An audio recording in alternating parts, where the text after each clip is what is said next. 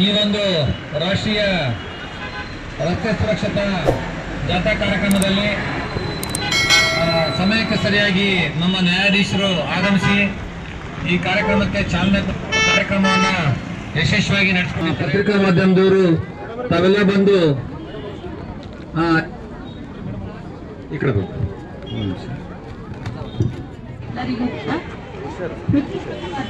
ಧನ್ಯವಾದಗಳನ್ನು ಹೇಳ್ತಾ ಇದ್ದೀನಿ. ರಸ್ತೆ ಸುರಕ್ಷಾ ಸಂಪರ್ಕ ಕಾರ್ಯಕ್ರಮವನ್ನ ಈ ಪ್ರತಿ ವರ್ಷ ಜಾನ್ವರಿಯಲ್ಲಿ ನಾವು ಮಾಸಿಕ ದಿನ ಅಂತ ಹೇಳಿ ಆಚರಣೆಯನ್ನ ಮಾಡ್ತೀವಿ. ಇದು ಒಂದು ಆಚರಣೆ ಮಾಡ್ತಕ್ಕಂಥ ಉದ್ದೇಶ ಖಂಡಿತ ಇದೆ. ಯಾಕೆ ಅಂತ ಹೇಳಿದ್ರೆ ನಾವೆಲ್ಲ ನಮ್ಮ ಮನೆಯಲ್ಲಿ ಎಲ್ಲರ ಮನೆಯಲ್ಲೂ ಕೂಡ ವೆಹಿಕಲ್ಗಳಿದ್ದಾವೆ. 2 ವೀಲರ್ ಇರ್ಬೋದು, 4 ವೀಲರ್ ಇರ್ಬೋದು, ವೆಹಿಕಲ್ಗಳಿದ್ದಾವೆ. ಆ ವೆಹಿಕಲ್ಗಳಿಗೆ ನಾವು ಯಾವುದೇ ಇನ್ಶೂರೆನ್ಸ್ ಅನ್ನು ಮಾಡಿಸೋದಿಲ್ಲ. ಮತ್ತೆ ವಾಹನ ಚಾಲನೆ ಮಾಡಬೇಕಾದ್ರೆ ನಮಗೆ DLಗಳು ಇರಲ್ಲ. ಮತ್ತೆ ಅದಕ್ಕಿಂತ ಹೆಚ್ಚಾಗಿ ಏನು ಅಂತ ಹೇಳಿದ್ರೆ ಮೊಬೈಲ್ ಅನ್ನು ವೆಹಿಕಲ್ ಅನ್ನ ಮೊಬೈಲ್ ಅಲ್ಲಿ ಮಾತಾಡ್ಕೊಂತ ಚಲಾಯಿಸ್ತಿರ್ಬೇಕಾದ್ರೆ ಹಿಂದೆ ಹಾರ್ನ್ ಹೊಡಿತಿರ್ತಾರೆ. ನಾವು ಸುಮ್ಮನೆ ನಮ್ಮ ಮಾತನ್ನ ಆಗೋ ಅಂತ ನಾವು ಸುಮ್ಮನೆ ನಿಂತ್ಕೊಂಡಿರ್ತೀವಿ. ಹಿಂಗ್ಲವರು ಏನ್ ಮಾಡ್ತಾರೆ, ನೋಡೋವಷ್ಟು ನೋಡ್ತಾರೆ, ಕೊನೆಗೆ ಬಂದು ಡಿಕ್ಕೆ ಹೊಡ್ಕೊಂಡು ಹೋಗ್ತಾರೆ. ಇದರಿಂದ ಆಕ್ಸಿಡೆಂಟ್ಗಳು ತುಂಬಾ ಆಗ್ತವೆ.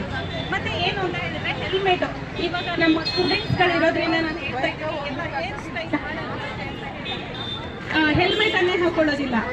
ಅದು ಹೆಟ್ಟಿದ್ರೆ ಅಲ್ವಾ ನಿಮ್ಮ ಹೇರ್ ಸ್ಟೈಲ್ ಮೊದಲು ತಲೆಗೆ ಹೆಲ್ಮೆಟ್ ಅನ್ನ ಹಾಕೋದನ್ನ ಕಲ್ಕೊಡಿ.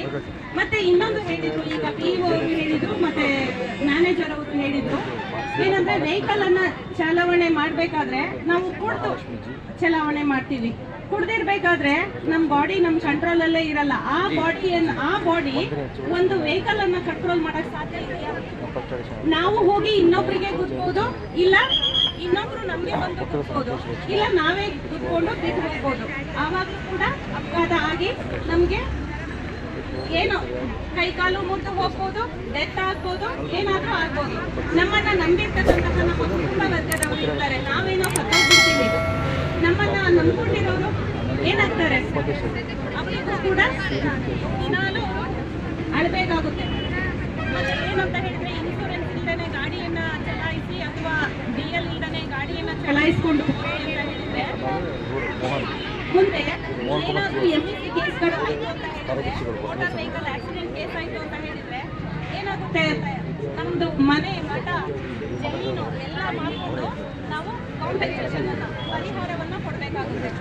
ಆವಾಗ ಇನ್ಶೂರೆನ್ಸ್ ಕಂಪನಿಯವರು ಯಾರು ಕೂಡ ನಾವು ಪರಿಹಾರ ಕೊಡ್ತೀನಿ ಅಂತ ಬರಲ್ಲ. ಯಾಕೆ ಅಂದ್ರೆ ನಾವು ಇನ್ಶೂರೆನ್ಸ್ ಪಾಲಿಸಿಯಲ್ಲಿ ಇರ್ತಕ್ಕಂತಹ ಟರ್ಮ್ಸ್ ಅಂಡ್ ಕಂಡೀಷನ್ಸ್ಗಳನ್ನ ನಾವು ಎಲೆಕ್ಟ್ ಮಾಡಿರ್ತೀವಿ. ಅವಾಗ ನಾವೇ ಜವಾಬ್ದಾರಿ ಓನರ್.